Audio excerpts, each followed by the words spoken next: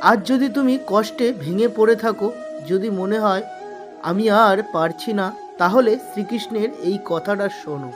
তিনি বলেন, কষ্ট তোমাকে শেষ করতে আসেনি, কষ্ট তোমাকে তৈরি করতে এসেছে। যে মানুষ বেশি কষ্ট পায় তার ভেতরেই ঈশ্বর সবচেয়ে বড় শক্তি লুকিয়ে রাখেন।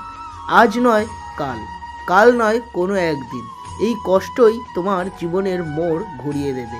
মন শক্ত করো, ধৈর্য ধরো, শ্রীকৃষ্ণ আছেন।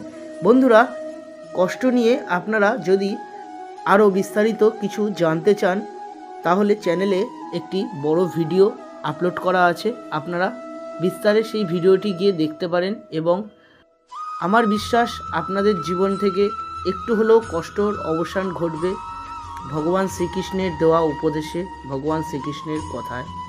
জয় শ্রীকৃষ্ণ, রাধে রাধে, জয় গোপাল। যান, গিয়ে ভিডিওটি দেখুন এবং ভালো লাগলে লাইক, কমেন্ট, শেয়ার করবেন। ধন্যবাদ।